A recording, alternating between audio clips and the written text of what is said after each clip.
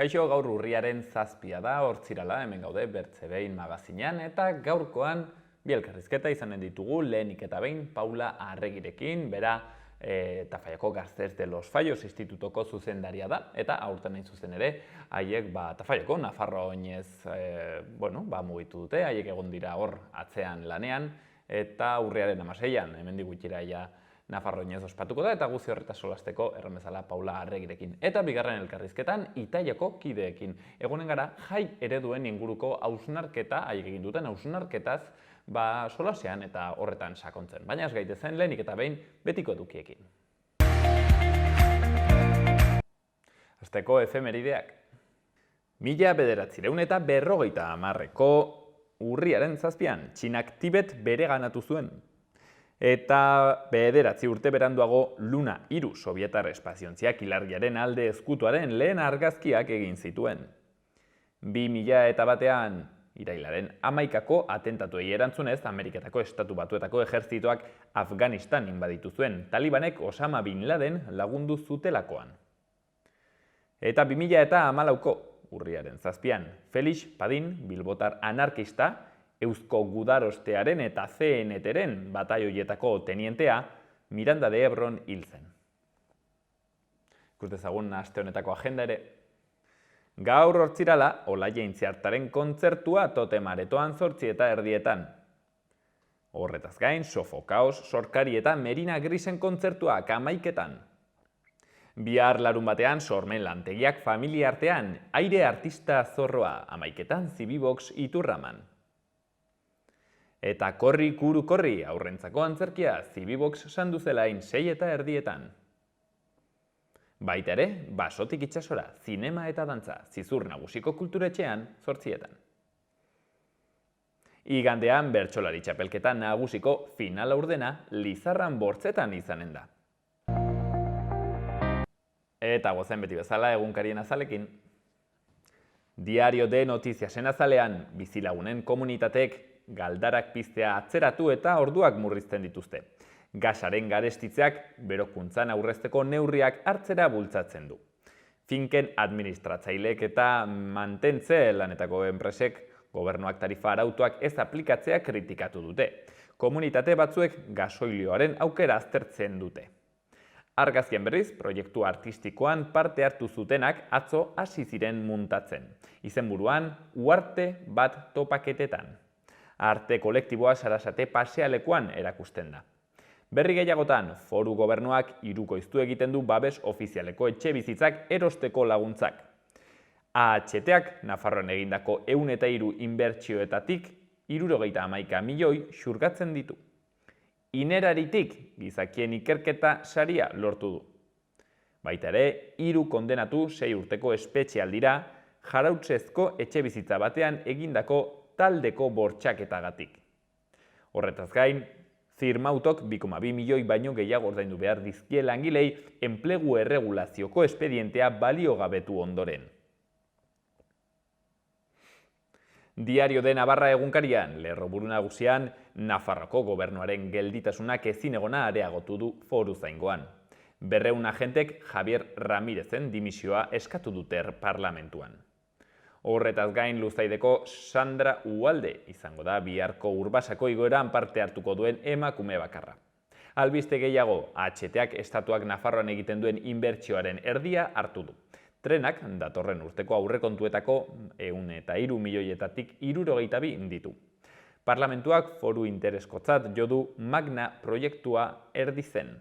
PSN-ek Navarrasumak eta Geroa Baik Esteribar eta Baztanen aldeko proiektu estrategikoaren alde egin dute.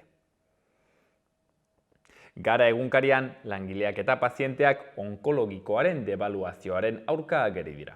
Paziente, erabiltzaile eta langileek deitutako manifestazio batek onkologikoa berriro ere zentro integral eta monografiko bat izatea eta gutxiegire erabiltzeari uztea askatuko du hilaren 18an Donostian. Argazkian, etxe kaleratzen aurkako protesta bat.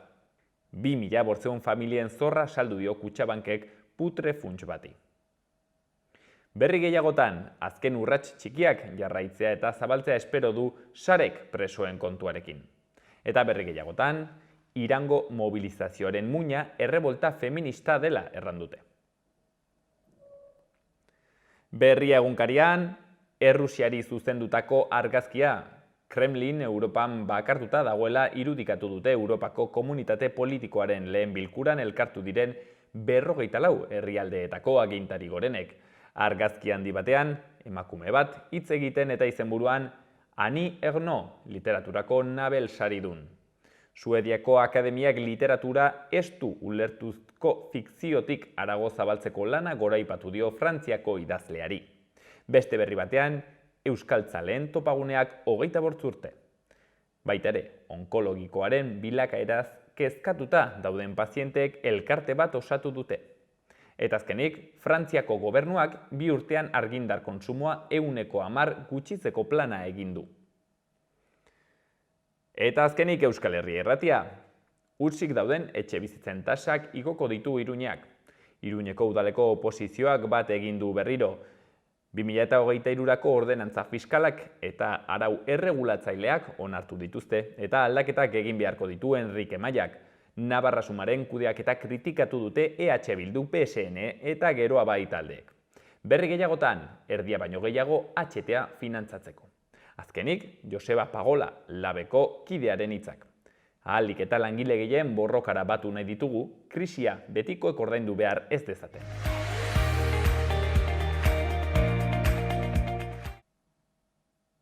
Ikus ezagun asteburuko eguraldia. Gaur ostirala eguraldi eguzkitsua nagusituko da goi-hodei batzuekin. Barnealdeko zenbait lekutan lainoa sortu eta kostaldetik hurbil dauden lekuetara lanbroa sar daiteke. Goizean hegoaldeko haizea ibiliko da, apur bat bizi eta tenperaturak gora egingo du. Maximoak 23-26 gradu ingurukoak izango dira. Arratsaldean haizeak iparraldera egingo du, Kantauri isurialdean orduek aurrera egin ahala hodeiak ugaritu egingo dira eta egunaren amaieran euri pixka bat egingo du. Bestetik, arratsaldean giro nahasiagoa izango dugu eta bereziki Nafarroan eta Piriniotan zaparradaren bat bota dezake. Larun bat goizean giroa apur bat goibelagoa izango da, baina arratsaldean argitzera egingo du. Goizean hodei dezente agertuko dira, euri pixka bat egingo du eta goizean goiz zaparradaren bat ere bota dezake. Baina, orduek aurrera egin ala hodeiek gutxitzera egingo dute eta arratsalde gau parterako ostarte zabalak nagusituko dira. Ipar-ekialdeko haizea ibiliko da, maximoek behera egingo dute eta 20-23 gradu ingurukoak izango dira.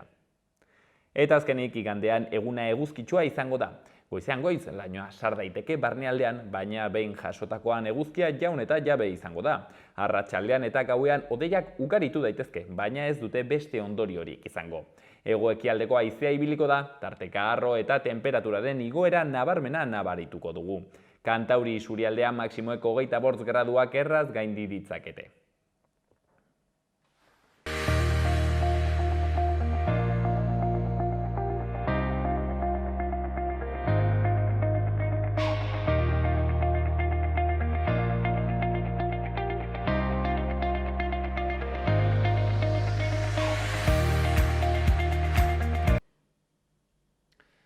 Urriaren 16an, aurten Nafarroa oinez, berriro ere, erdian erein lelopean eta erdian erein zertaz. Bertze arrazoien artean, Tafaian delako, Nafarroko erdigunean, eta hori izango da izen horren arrazoietako bat, arrazoi gehiago ere seguro.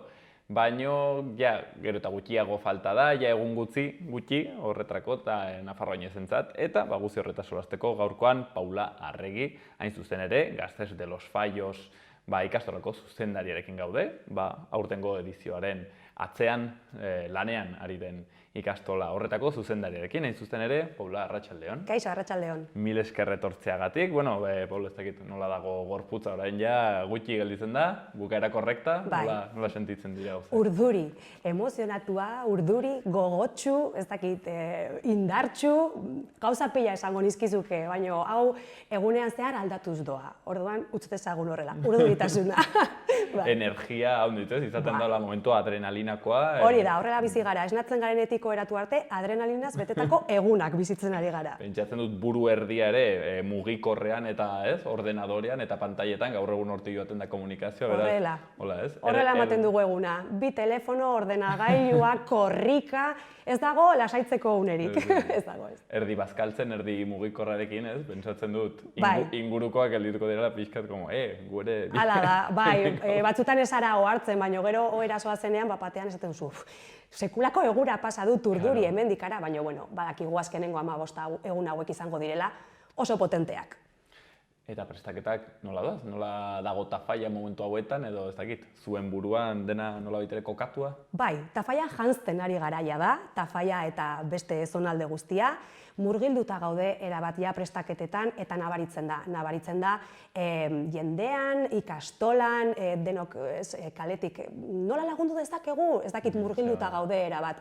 Orduan, jasotzen duguna ere aurrera egiten laguntzen gaitu pila bat gainera. Nola baitere klima eta faian ere bai nahiko ona da, implikazioko. Bai, nik uste dut 2011 urtetik, azkenengo oinezetik, gauzak aldatuz joan direla eta aurtengo oinez hau jendeak gogotsu hartu du, pasa ditugun urteak ja atzean utzi ditugu eta indarberituta gaudela agerian dago, baino izugarri. Claro, Nafarro oinezen gauza berezietako bat da ere, euskal gizartearen eta komunitatearen berezitasunetako bat da, hau auzolanien egiten dela, bai? Hau arraro da, bertzen munduko toki batzuetan hau ez da gertatzen, normalak izaten ere instituzioak etortzen dire eta antolatzen dituzte gauzak, kasu honetan hau da, herritarrek, zuen izerdiarekin egiten duzu. Nik uste dut ikastolak duen izaera auzolana dela, kooperatibismoa, eta hau da, egin dezakegun auzolanik erraldoiena, eta ikusten dugu, jendearen laguntza gabe, implikazioa gabe, ezin da aurrera eraman, inolaz ere. Azkenean, hor dago diferentzia, nor sartzen dituen orduak, kable bat botatzen hemendik arat, ez? Baina, mundu guztiak jartzen du dakiena, edo, begira, nik kableak jartzen badakizkit, nik kamioi bat daukat, begira, nik etxean badut zerbait, denok dute zerbait emateko, aportatzeko, eta, dena eskertzekoa da, pasada bat. Zederra den, ez? Hor, komunitatea nola egiten den, eta aldi berean komunitatea eta euskerak nola handiz baduten ikusteko, ez? Gure hizkuntza hori komunitatearekin. Ikastola familia bat da, eta nafarroinez bat ospatzen duzunean, ikusten duzu ze familia ederra den, benetan. Azkenean euskaldunak 3 milioi gara, familia handi bat gara ere. Oso handia. Ez da inbertze gehiagorako. Bueno, aurtengo edizioak berezitasun batzuk ditu, adibidez, launbetean eta igandean izanen dela, nola da hau? Bai, jarduera batzordea, beste batzordeekin batera, lanean hasi zirenean, igandeko eguna ja diseinatzen, ikusi zuten zenbat taldek, zenbat pertsonek nahi zuten gurekin parte hartu. Ezin genuen dena hartu eta igande batean sartu, ezinezkoa zen.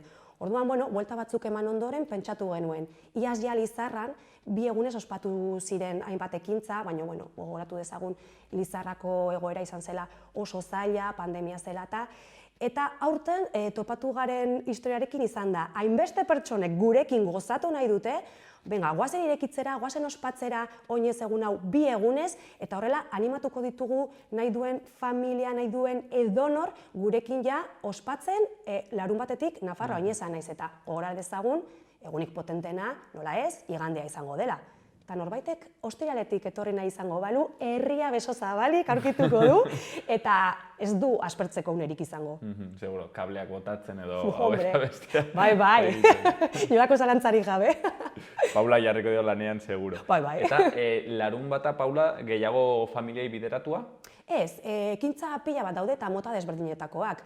Artisauak plazan egongo dira, Fernando Morillok egingo du bere liburuaren aurkezpena, izango ditugu txikientzako jolasak eta txokoak, kontzertuak ere bai, baina, dena ordu bat ailegatu arte. 9:00etan, dena ja bukatuko da, denok ohera, lasaitzera, arnastera, ze igandean goiz-goizetik ditugu gauzak prest. Muy garrantzitsua izaten da, zeren egiten diren olako topaketak, launbetean jendea dago superanimatua, edo hortziralen egiten bada, eta jende gelditzen dola pixket, 12:00etan ja etxera ordu batan, baina gero eskertzen da. Bai, ezin gara joan gorputxarrarekin, joan bar dugu denok zoriontsu indartzu, gogotsu, denok 8:00etan gora, eta Nafarroa oinezera. Aurtenan ere, luzera txikiagoa da, zerbait irakurri dut horrekin? Bai, 2 kilometroko ibilbidea da, hirigunean dira 4 zonaldeak, eta nahi izan dugu horrela pixka bat, Tafaia herria bete-betean barneratzea gure festan.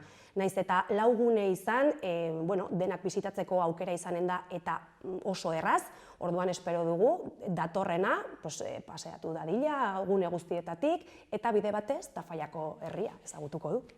Hoize gauza ederra den, niri ere tokatu zait Elizondon adibidez, egitea hor Nafarro oinez edo zutik egintzen aurten, eta arron bitxia da, zuk egunero ikusten dituzun kale zoko horiek, non pasatzen den pertsona bat edo bi, akaso noizean behin, de repente egundaka pertsonekin ez joan etorrean, gauza aski berezia bada, eta ederra. Topaketa batzuk egitea herrian bertan. Bai, ze polita den. Gainera gure herria oso polita da, ikusiko duzue. Bai, ni gainera ez du sobera ezagutzen, hasi xaloakak seguro egonen garela, den ikusten. Eta igandean, badakite zinezkoa dela, baina hola, ideia batzuk botatzeko zer aurkituko dugun egun horretan. Batez ere, edozein pertsonentzako ekintzak, egoerak topatuko ditugu. Uste dugu, ni neu adibidez, eta azkenean Nafarroinez hau prestatzen ari egon garen guzti horiek, Nafarroinezak bizi izan ditugu txiki-txikitatik, ondoren gazte bezala, orain gurasoak gara, langileak, orduan pentsatu dugu, egoera eta etapa horiek guztiak nolabait ere asetu behar genituela ekintza desberdinekin. Apostu handia eginda txikientzako ekintzekin. Hor sortu dugu Aurren Hiria izeneko gune bat, 2. gunean egongo dena, urte osoan zehar material birziklatuak bilduz joan gara, eta hor aurkituko ditugu iglu antzekoak, mural bat sortzeko aukera tapoi desberdinekin, weberaz egindako etxetxoak, uste dugu haiek izango dutela aukera, haien jolas ederrak, pedagogikoki orain bidean daudenak asetzeko aukera, nola ez familiak disfrutatzeko bestelako kontzertuak, musikak eta gazteentzako ere bai haien gunea izango dute. Baina gazteek bakarrik ez dute izango musikaz gozatzeko aukera. 4. gunean, gazteen gunean egin ditugu olako tailer, nik uste dut berriak, grafiti tailerra, kukainak, baita soka saltoan aritzeko, uste dugu gauza batzuk ahazten ditugula, baina benetan disfrutatzen dugula gauza gutxirekin. Hori da, soka batekin, eta ikusi izan dugu bestelako herri batzuetan, ongi pasa duten gazteek horrekin. Orduan, aukera anitzak daude, edonorrentzat eta aspertzeko momenturik ez dela egongo ziurtatzen dizut. Eta helduendako, helduak batzutan egoten dire aurrekin, ez? Bai, baina musikaz gozatzeko aukera bai, Patxita Konpainia adibidez, Euskal Herria dantzan jartzen duen taldea gozatzeko aukera, tailer desberdinak egiteko aukera ere bai, txikiak laguntzeko, haiek gozatzeko, jateko, edateko eta nahi duten guztia egiteko. Paula, bakit zaila dela dena buruan izatea, zegit kontzerturen bat gogoan duzun zer aurkituko dugun? Baditugu mota askotako taldeak, badugu Sonku Batarra, H. Pati izeneko taldearekin, bertako taldeak, La Cuerda Floja, Patxitan Konpainia esan dudan bezala, Txutxin Ibañez, Maria Txiga bezala, gero izango dugu Triki Dantz taldea, Roten Amairu, Eskabidean, orduan ikusten duzuen bezala, gusto guztientzako musika aurkituko dugu hor bertan. Erraten zuri, Paula, bertako taldeak, erran duzu Tafalla berako talderen bat egon dela. Bai, Roten Amairu, adibidez, Txutxin Ibañez, Luana eta Maialen, gure abestia kantatu duten bineskek ere eskainiko dute haien emanaldia, eta asko eta asko. Paula, badakit erdigunean nolabait ere dela euskara bera sustatzea, ez? Eta euskararen inguruan beharrezkoa diren baliabideak lortzea eta ez, hori da, oinezen espiritua, baina ez dakit, bertze balioak ere transmititzen saiatzen zarete, erran nahi dut adibidez hor aurrendako gune honetan, adibidez, material birziklagarriak erabili dituzue, badakit ingurumenarekin, ez? Baduzuela ere, nolabait ere, sentsibilitate bat, eta saiatzen dire, ez? Bertze balio batzuk ere transmititzen. Bai, noski, gu badugu Oinez basoa izeneko baso eder bat, 2011 urtean sortu genuena, nolabait ere, Nafarroinezean sortzen diren hondakinak eta hori saiesteko sortu genuen gure basoa, CO2 hori garbitzen duen hori, gaur egun birpopulatu dugu izugarri eta horrekin pixkan nahi dugu ingurumenari garrantzi handia eman, iraunkortasunari, uste dugu balio horiek sustatu behar ditugula gure ikasleengan eta pertsona guztiengan eta postu handia egiten dugu alderdi horiek garatzearekin. eta bertzelako balioak ere bai, bueno, pues pentsatu darten genuen ez, komunitatea, beti ere errespetua, hori da, errespetua, auzolanak, ez dakit, ekintza kooperatiboak, ez dakit nolabait ere, taldea sortzearen hori, errespetua, ez naiz inoiz aspertuko esanez, errespetuz aritu behar garela, jai hau errespetuz gozatzekoa dela, eta bueno, ez dugu hartuko inolako agresiorik. Hain zuzen ere denek gozatzeko, besta eder honetan. Paula, ez dizut galdetu oraindik, bueno, egiten den diru bilketa hau, zertarako erabiliko da? Bueno, gure ikastolak 52 urte ditu, egia da, azkenengo inezari esker sortu genuela DBH-ko eraikina, oso polita, ederra, horrek zorrak ekarri dizkigu eta hartzen dugun dirua alde batetik zor horiek ordaintzeko erabiliko dugula. Bestalde, eta ez dugu ahaztu behar, ikastolak baduela oso proiektu pedagogiko berria eta hori garatu ahal izateko espazioak aldatu behar ditugula. Genituen gelak, mailak eta aulkiak kendu nahi ditugu, gune horik ireki, espazioak sortu, eztabaidak sustatzeko, txokoak sortu eta hori egiteko noski dirua behar dugu. Zertan datza hola, nolaitere modu sintetiko batean pedagogia berri hau? Bueno, nik uste dut ikasle kompetenteak sortu nahi ditugu, ikaslea ardatz izan da, haien beharrak asetu nahi ditugu txiki-txikitatik, eta azkenean lortu nahi duguna horixe da, gaur egungo gizarte aldakor honetan ikasle kompetenteak sortzean, estrategiak izatea edo zein egoerari aurre egiteko ikasi duena garatu ahal izateko eta ikastolan xurgatu duen guztia, ez dakit, munduari oparitzeko ere. Bueno, ez da proiektu txikia. Ez da, ez. Eta, bueno, kontu praktikoetan sartzeagatik, Paula, ez dakit, zer behar dugun jakin, adibidez, ez dakit, nola iristen algaren, Tafallan, urriaren 16 horretan, bueno, eta 15, ez? Bueno, guk beti nahiko genuke garraio publikoa nolabait ere ez erabiltzea, trena bereziak jarriko dira Iruñetik eta beste toki batzuetatik Tafalla iristeko, autobusak, eta egia da, parkinak izango direla Tafallako lauguneetan, eta ez dela arazorik egongo aparkatzeko.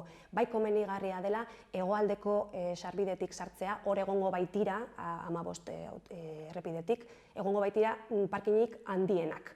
Baina egia esan, etortzen zaren tokitik, ez duzula arazorik izango aparkatzeko, baina noski baietz garraio publikoari garrantzi handia eman nahiko genioke oraingoan. Irisgarritasuna beraz ziurtatua, kasu honetan Tafallak konexio bikainak ditu. Horixe. Ez dakit bertza gauza kontuan hartu behar ditugun, bertza guztia bertan erosten da, zerbait eraman behar dugu. Zor denetarik aurkituko dugu, materiala erosteko aukera, arropa, janaria, edaria ez duzue deus behar. Beharrezkoa den gauza bakarra da, ilusioa eta ongi pasatzeko gogoa.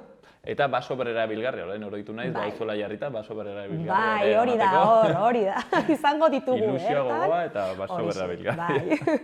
Eta baitere gaur aurten berezia, app bat sortu duzu, ez? App bat, nola da?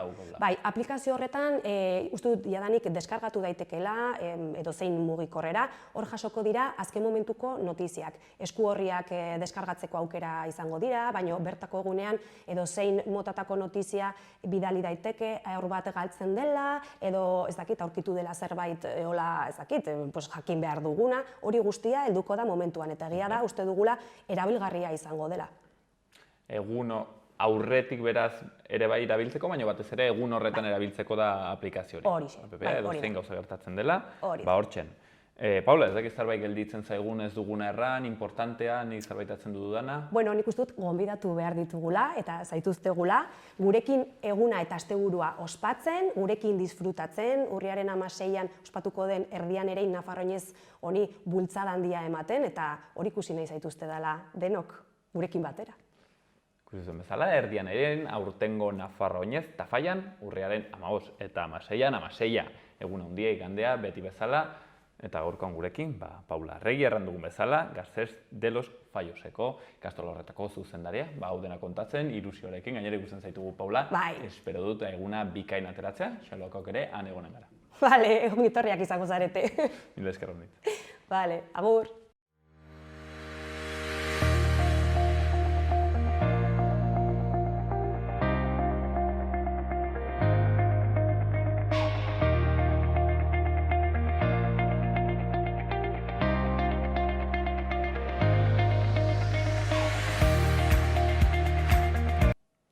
Eta bukatzeko ikus ditzagun Iruñeko udaleko albisteak. Iruñean Labriteko aldapak autobusentzako eta ibilgailuentzako igoera errei bat izango du astelehenetik aurrera. Larun batean eta igandean hiriko erdigunerako sarbide hori itxita egongo da, 7:30 atxaldeko 7:00 bidea berriz pintatzeko. Horretaz gain, Pio Gerendiain, Koldo Txamorro erakusketan 1972ko Iruñeko topaketei buruz argitaratutako eta argitaratu gabeko argazkiak egonen dira. Bi argazkilari hauen begiradek abangoardien ekitaldi hau hirian garatu zuen esparrua dokumentatzen dute.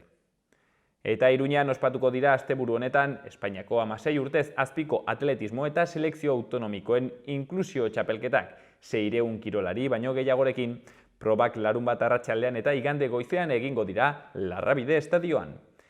Alkatea eta Espainiako bueltako zuzendari nagusia bildu dira Iruñean 2023an etapa baten hasiera edo amaiera izateko aukerak aztertzeko. Eta azkeneko berri batean, ostiral honetan hasiko da Gazteluko plazan tokiko produktuen 7. astea, urriaren 12 arte luzatuko dena. Merkatua produktu dastaketekin, zinemarekin, ies jolasekin, aurrentzako jarduerekin eta aurrentzako bigarren pintura lehiaketarekin osatzen da.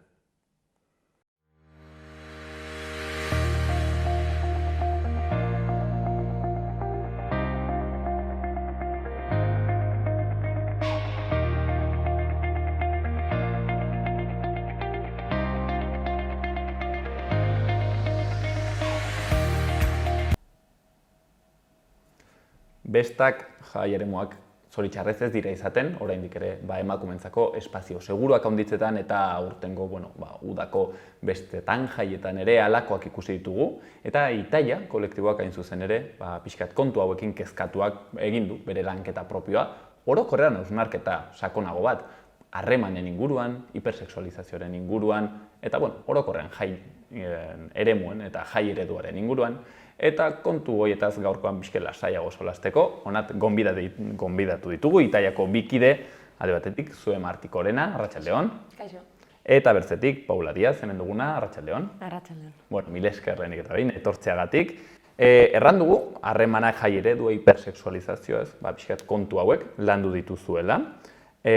Zue, ez dakit, badakit zaila dela, baina nolabait ere zuen tesia sintetizatzen alduzue gutxi gora bera, modu ulerterraix batean? Bai jai eredua, bai harremanak eta bai hipersexualizazioa hiruak dira emakume langilea zapaldua mantentzen duten forma sozialak.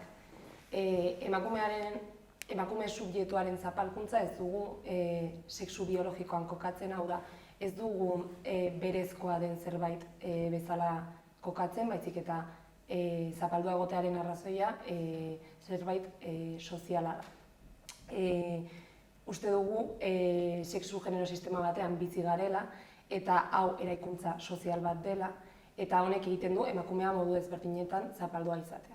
Izan daiteke moduan harremanak edo izan daiteke harremanen bitartez edo jai ereduaren bitartez eta hauek ez dira forma tinkoak, ez dira beti berdin mantentzen. Sozialki aldatzen doaz, eta aldatzen doaz zeinean zerbait ezberdin, adibidez, hipersexualizazioarekin ez da, azken urteetan da fenomeno bat geroz eta handiagoa egin dena, sare sozialekin efektu handia izan dute eta hori beste modu batera bilakatu dena edo indarkeria matxistaren formak adibidez, orain artez ezagutzen ez genuen ziztaden kasua izan daiteke, mugitzen doazen formak direla.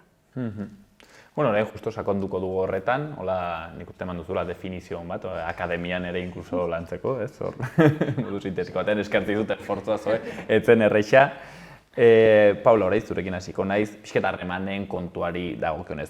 Egiten duzu zuek analisi bat, nolabait ere, erranez gaur egungo harreman ereduak kapitalismoak ez dakit definitzen dituela edo nolabait ere horretan pixua handia duela eta horretaz galdetu nahi nitzuen, ez dakit zein zentzutan eragiten du kapitalismoak honetan, zein egiten duzuen analizia? Guk hasteko egiten dugun analizia hasten dugu esanez dena dagoela, gaur egunean dena dagoela sistema kapitalistaren barnean eta sistema kapitalistarengatik eraginduta ez, eta horren ezinezkoa dela hortik ateratzea edo guztiz modu oso batean ateratzea. Bai, aipatzen dugula gaur egungo harremanek, edo gaur egungo bizi ereduak ere, dituela aurreko gizarte eredu batzuen arrasto batzuk, baina arrasto horiek direla berez sistema kapitalistak bere egin dituenak eta martxan jarri dituenak bere mantenurako. Eta orduan horren baitan kokatzen ditugu harremanak eta horregatik esaten dugu harreman eredu kapitalista bat dugula gaur egunean, ez?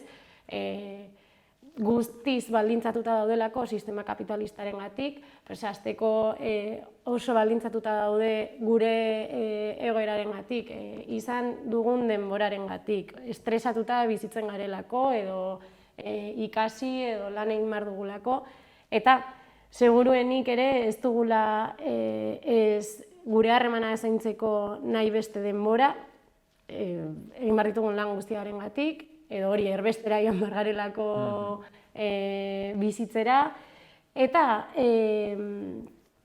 hori guztiz baldintzatuta daudela sistema kapitalistarengatik. Eta gainera, hor azpimarratu behar dugu sistema kapitalistak ere bere ezaugarrietako bat zein duen, eta hor azpimarratuko genuke norgehiagokan edo oinarrituta dagoela edo individualizazioan oinarrituta dagoela, eta beraz gure harremanak ere oinarri horretan oinarrituta daudela, eta horrekin batera sistema kapitalista edo gaur egun gure bizitza violentoa denean gure harremanak ere violentzia horretan oinarrituko direla, eta violentzia hori izango dugula oinarri gure harremanetan. Harremanetan ari garenean, ari gara laguntasun harremanetan, bikote, sexu afektibotan, orokorren, familian inkluso, modu zabal batean harremanetan. Bai, harremanetan, lagun artean ere, gu gizarte honetan bilatzen duguna da, hoberenak izatea, momentu oro. Eta orduan, hoberenak izatea horrek eskatzen duena da, beste bat zapaldu behar izatea, edo beste bat baino hobea izatea, ez? Eta horrek ekartzen duena da, harreman violento bat sortzea baita ere, gure artean, bikote harreman batean, edo ahizpa batzuen arteko harreman batean. Ni dituko nuke aian eta norgehiagoka horretan, azkenean, hori, hoberenak izatearen helburua daukagu, eta non gelditzen dira hor, hoberenak ez direnak edo kasu honetan subjektu zapalduak, ez non geratzen da hor emakume langilearen kasua edo horrelako subjektuak azkenean honenaren helburu horretan ez direlako eta ez dela ailegatzen eta hori mantentzen da eta refortzatzen da.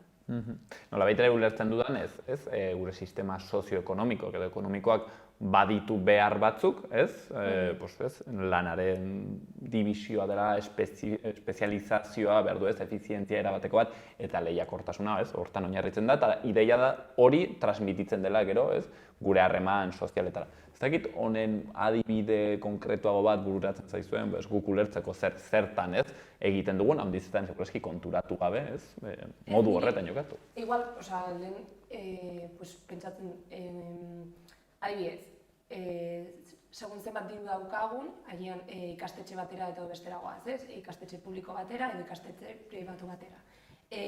Horrek gero, suposatzen digu, batetik egiten ditugun lagunak lagun konkretu batzuk izango direla, agian konkretuki klase sozial bateko lagunak izango direla, eta horrek gerora eramango gehituela ere ikasketa konkretu batzuk egitera edo postu konkretu batera llegatzera edo horrelako kasutan. Azken finean daukagun sistema ekonomikoak guztiz baldintzatzen duelako gure egunerokoa edo gure egin beharrak edo delakoa.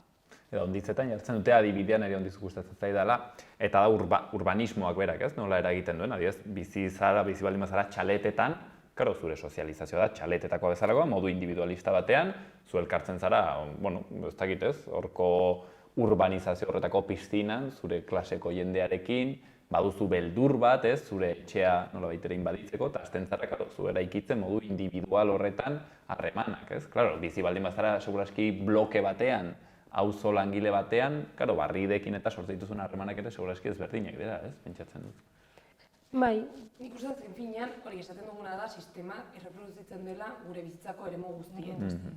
Orduan, horri, harremanetan ere, argia da. Gero igual sartuko gara horretan, baina pixket honen kontraposizio bezala interesgarri da ikustea, zure proposatzen duzuela etika komunistago bat, ez?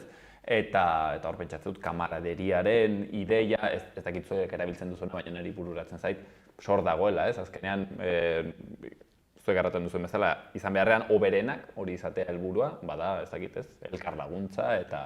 Individualismo horretatik ies egitea ere. hori da, bai. Ba, hortzen zuen hausnarketa, hori erpin bat, bertze erpin bat, orain sartuko ginena da jai ereduaren ingurukoa, ez? Eta, bueno, honetan ere pentsatzen dut hildo, ez, antzeko batetik, ikusten duzuela, seguraski, espazio horretan, ez, aisialdian ere bai, ematen duela zerbait inozentea, eta ez duela ikusteko, nolabait ere gure, ekoizpen moduekin eta guztionekin, ere bai, horre ematen dela. Bueno, ez dakit, lagunduko dizu pixketa hau ulertzen hobe. Bai, hori, uste dugu azkenean ospakizunaren zentzua galdu egin dela jai ereduan, ja ez dugu jaia egiten zerbait ospatzeko, baizik eta iaia zerbait ez dugula ospatzeko, edo gure egunerokotik ihes egiteko, ez?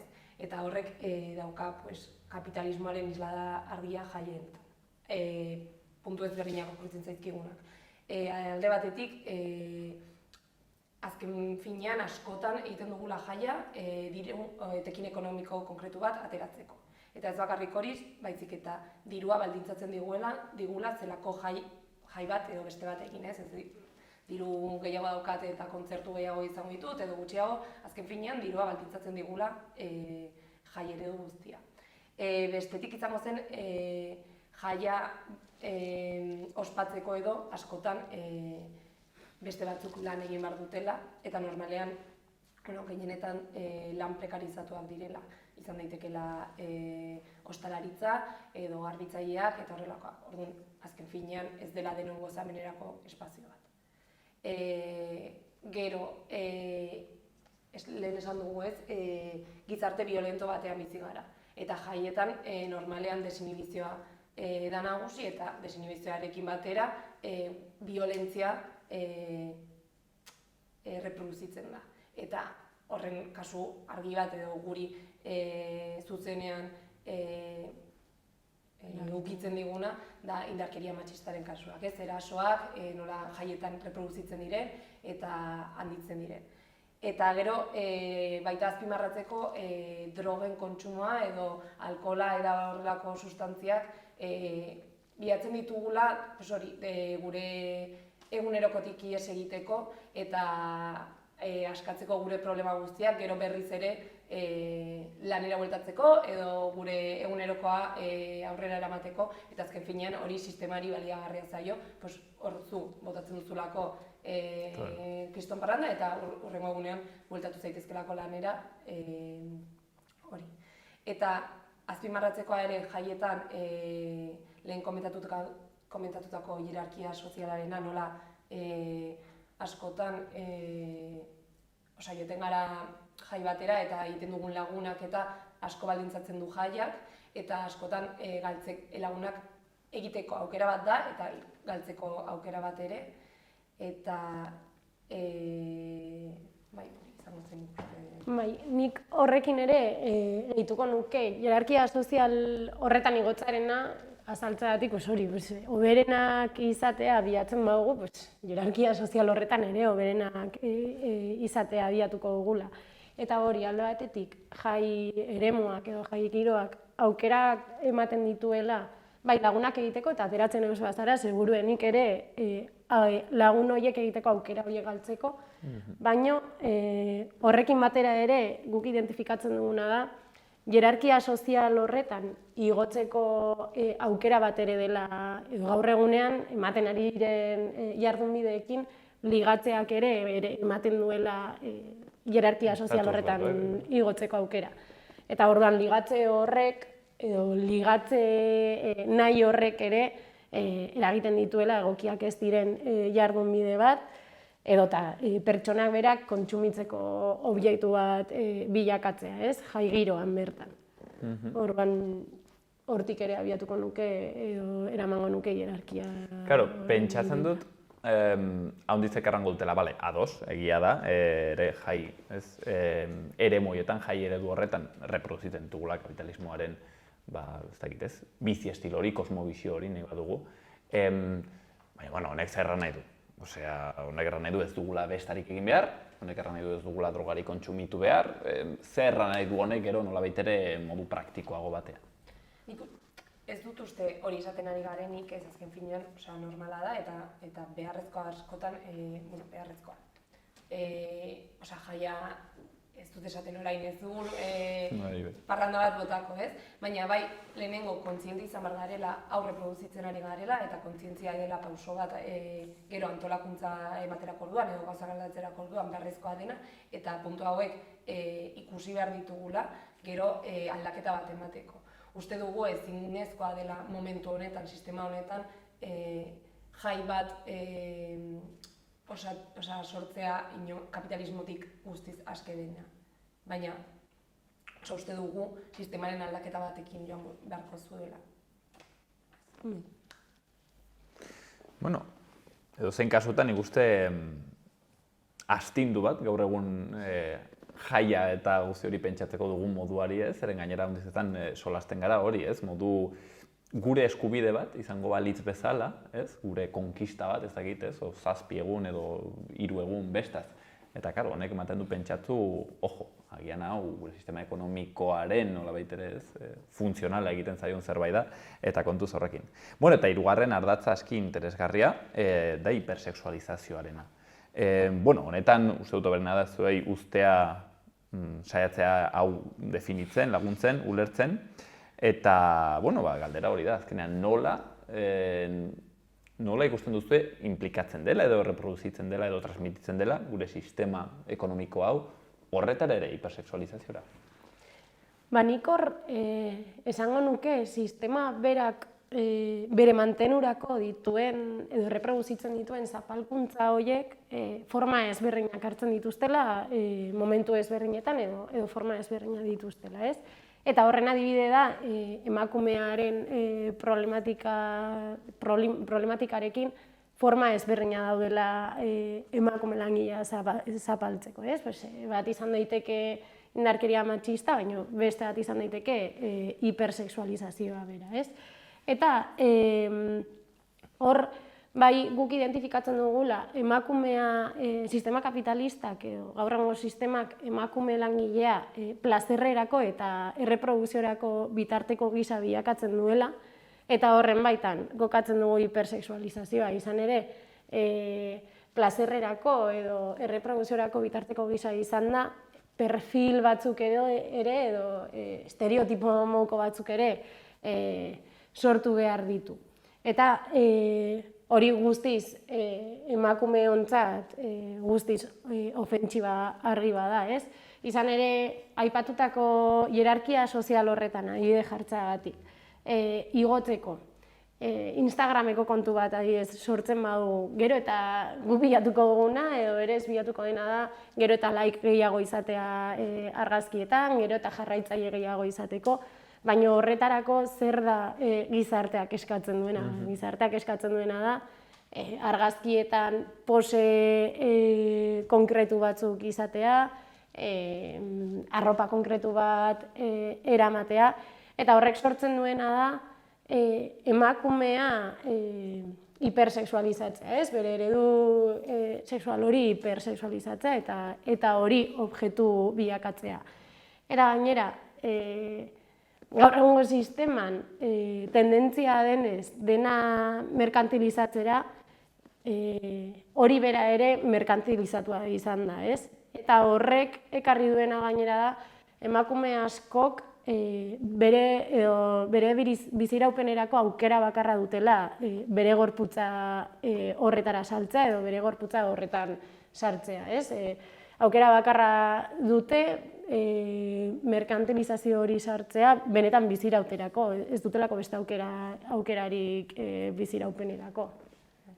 Ni honekin, adibide garbia ikusten dut nola hipersexualizazioa eta ze lotura daukan gure sistema sozioekonomikoarekin, izango zen OnlyFans plataformaren adibidea. OnlyFans plataforma da plataforma bat, non zu arpidetzeko diru bat jarri behar duzu, eta gero eduki konkretu batzuk izateko ordaintzen duzu.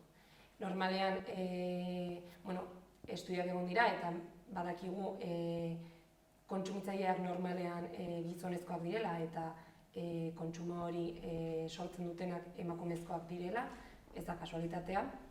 Eta normalean, eta gehienetan eduki sexuala izaten da erosten dena.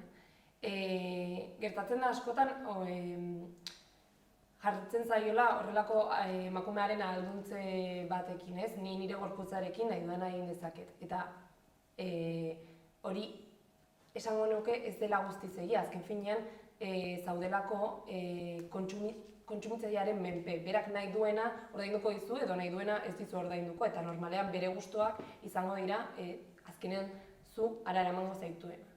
Orduan, dela ikuste islagarriena honen, eta konkretuki, esango ditut izenak ezakizkidalako, plataforma honen atzean daude Tim Stockley eta Leo Radvinsky direla pornoindustriako magnate handienak, eta ez da kasualitatea.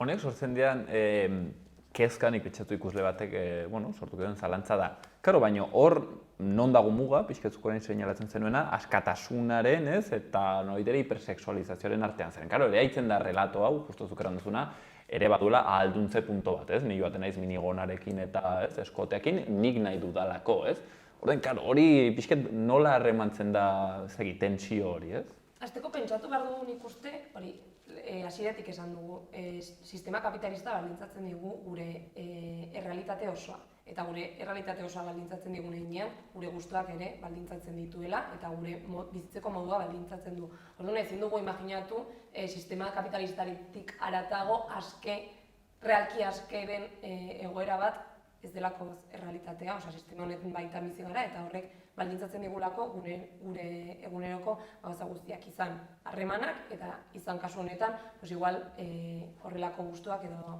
horrelakoak. Ez dugu esaten ari ere emakume bat ezin duena minikona bat jantzi edo horrelakoak, ridikula iruditzen zait horrelako zer pentsatzea. Baina, bai jakin behar dugula, sistemak zer reproduzitzen du eta zertara bultzatzen gaituen. Eta lehen esan duguntan bezala, jaieredoarekin bezala, ez dela horren guztiz apurketa bat eta horren kontrako lanketa bat bilatzen, baina bai horren inguruko hausnarketa bat eta hori aurre egiteko baliabideak edo pausoak emateko aukerak hortik abiatzea, ez? Bai, eta nik esango nuke, justo lehen zoek ere aipatu duen bezala, lehenengo pausua horretarako dela horren kontzientzia hartza eta konstiente izatea egoeraz, konstiente izatea zergatik gaur egunean ematen diren jokaera hauek edo zergatik ez. Nik uste dela hasiera. Eta horretarako beharrezkoa analisi testuinguruaren analisi egoki bat, benetan hortik gero ja proposamen bat abiarazteko. Hor beraz zuek jartzen duzen lehenengo mugarria, behintzat irakurketa egitea, behintzat kostiente egitea, eta egiten duguna zergatik egiten dugun, behintzat hausnartzea eta jakitea. Hortxen proposamena aski interesgarria, eta hori erekiko dut, ja pixket luzatzen ari zaigu hau, meloia, erekiko dut meloia, eta meloia da, hain zuzen ere entzute gehien izan duena, pixket guzti honen, horabait ere plasmazio praktiko bat izaten aldena, eta zuek egin duzuela, bestetan, jai ekitaldietan, egin duzue etxeratze kolektiboak, eta, hau dena hasi zen, pentsatzen dut ziztaden kontu honekin, baina, hortik haratago doan zerbait dela pentsatzen dut. Eta horretan sartu aurretik, edo pentsatzen dudanez, nondik joaten aldien tiruak galdetu nahi nizuen zuzenean tentsioa, tentsio gunean, dagoela bertze feminismoarekin, feminismo erradikalaren proposamenarekin, eta haiek erraten dute, kontuz. Kontuz honekin, zeren reproduzitzen ari garena da, nolabait ere, izu kolektibo bat, eta orduan ari duguna da emakumeak beldurtzen, eta sustatu behar duguna da emakumeak egotea lasai jaigune horietan eta izatea beren espazioak, Zagit, nola ikusten duzu tentsioa? Nik hor ikusten dut beharrezkoa azaltzean nondik ateratzen diren etxeratzeak.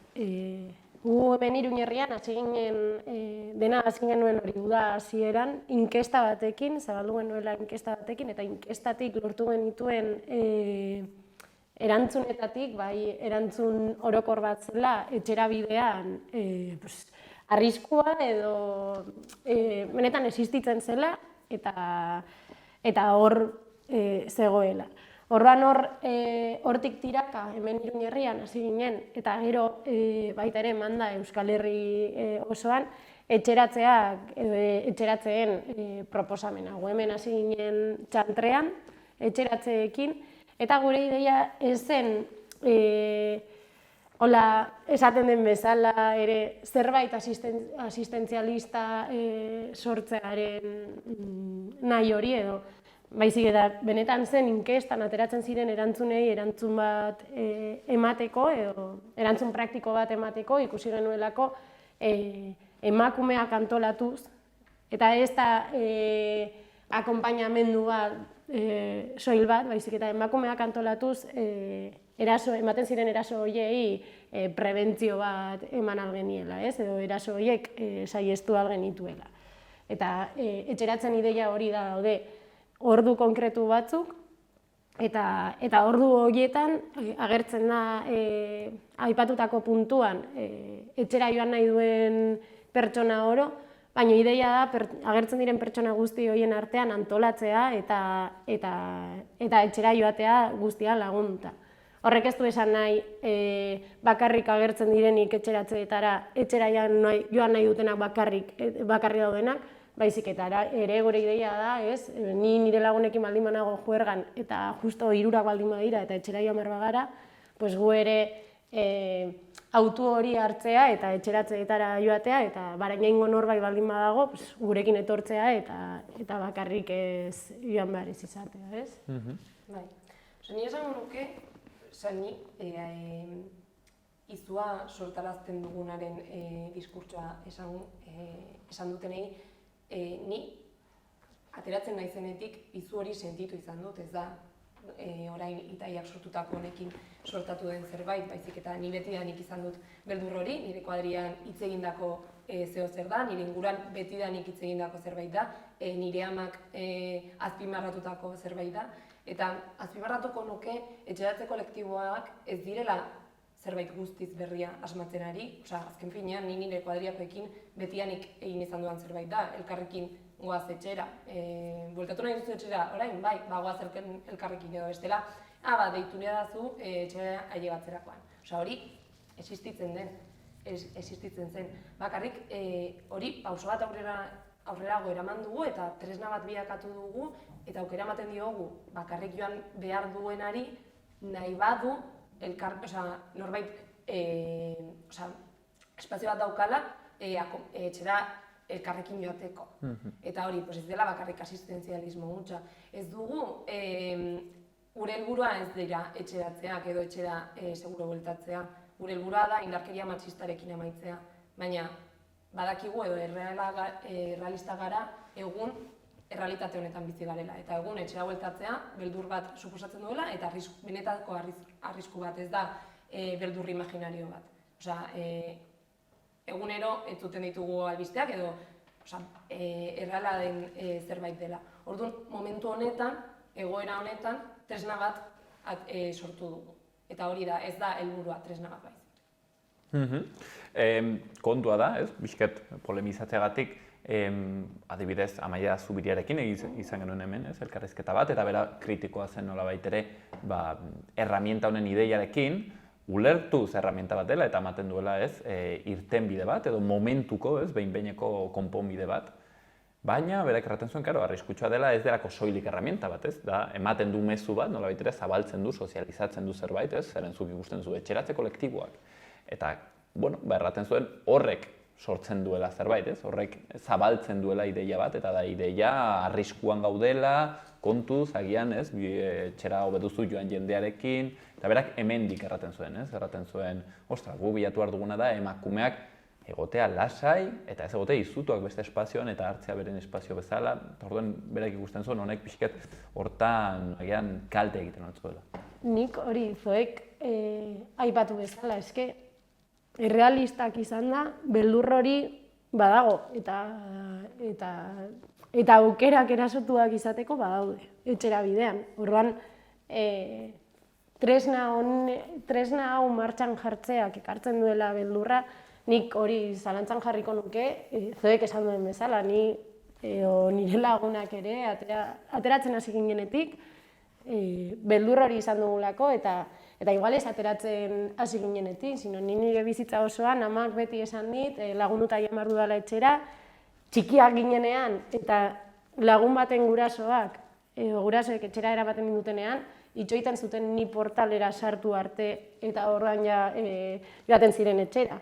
Vamos, beldur hori badagoela ja aurretik, eta guk sortzen duguna dela tresna bat, benetan momentuko arazo bati erantzuteko, eta arazo horri antolakuntzaren bidez erantzuteko, emakume langileon antolakuntzaren bidez erantzuteko. Nik ez dut uste etxeratzeak izuaren mezua zabaltzen dutenik. Izuaren mezua zabaltzen du eguneroko albistegiak, gure inguruan komentatutakoak, nire laguna atzo joan zen etxera eta korrika bueltatu behar izan zen gizon bat jarraitu ziolako, hori sortzen du izuaren mezua. Gure etxeratzeak nire ustez edo niri sortzen diateana da antolakuntzaren mezua. Honen aurrean, emakumeok antolatzen gara, honen aurrean gure artean laguntzen dugu, eta hau ez da pasako.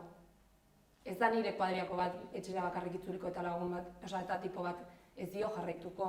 Bi elkarrekin joango gara, eta horren aurrean antolatu egingo gara. Horri da nik uste etxeratze izan barko zuten mezua. Ez da bat ere, emakume gaixoak behar dute laguntza etxera joateko ez. Ez dugu inorren laguntza behar, gure artean joango gara etxera.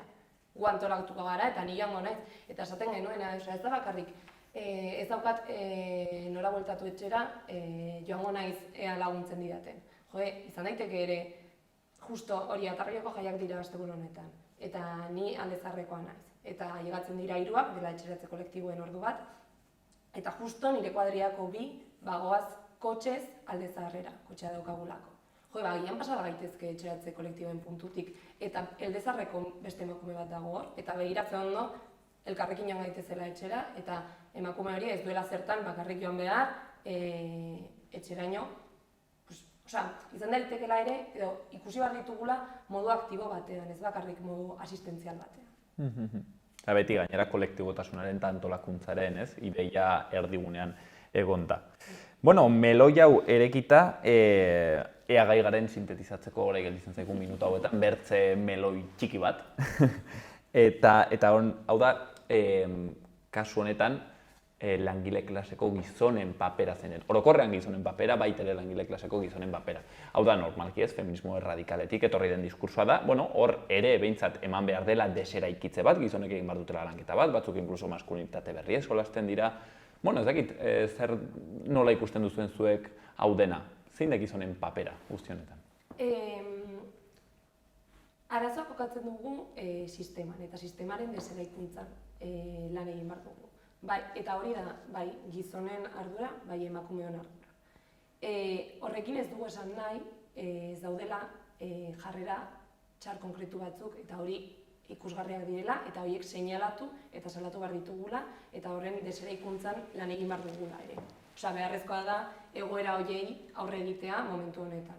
Baina uste dugu, beharrezkoa dela, denon, sistema, egoerak ez ditugu guztiz eliminatuko, sistema osoa eliminatzen ez badu.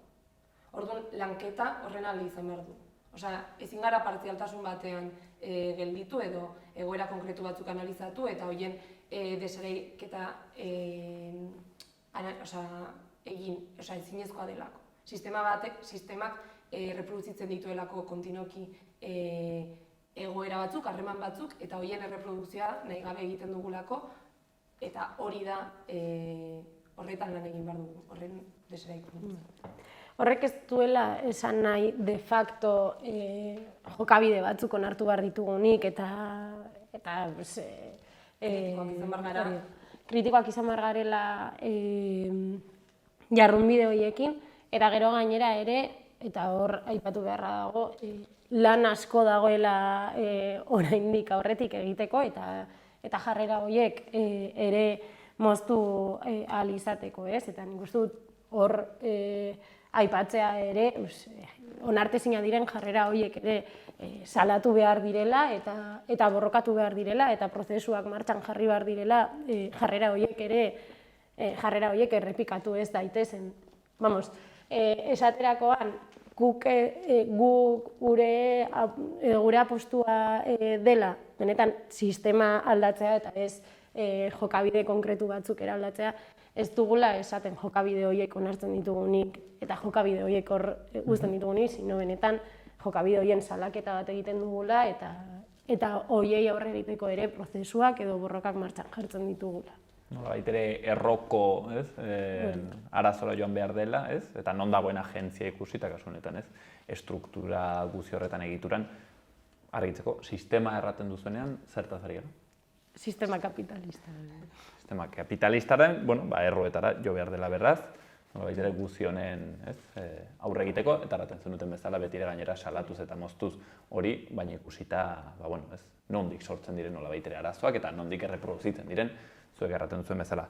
1001 gai segurazki utzi ditugu tinteroan erraten den bezala, eta honek ematen du, gainera ondi sakontzeko nik uste gai aski interesgarriak, begirada, zentzait sakona, batzutan komplikatua, eta hori bera, komplejoa dena, begiratzen duena egituraren kontu guzi honi.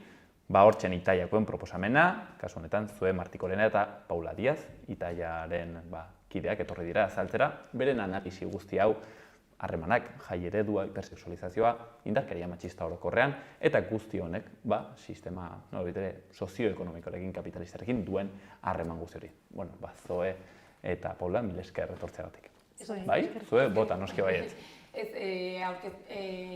Urrengo 15ean daukagula Itaiako Iruñerriko aurkezpena eta gonbidatzen diogula jendeari interesgarria iruditua zaio edo zerbait zalantzaren bat gelditua zaio bertara joateko eta bertan azaldutu ditugula puntu gehiago eta ze urte honetan ze egingo dugun edo zertan egongo da. Hor Itaiak adieraziko duela benetan guzti honen aurrean zein den bere hautua eta zer den proposatzen duen.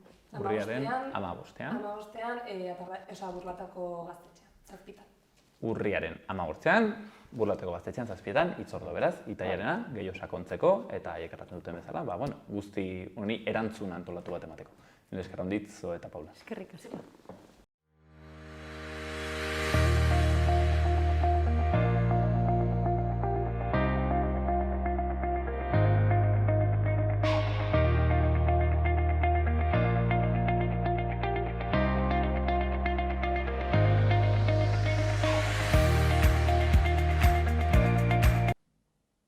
Hauxen dena gaurkoz, magazinean, asteburuan pasa, xintxo ibili eta astelenean hemen egon gora beti bezala.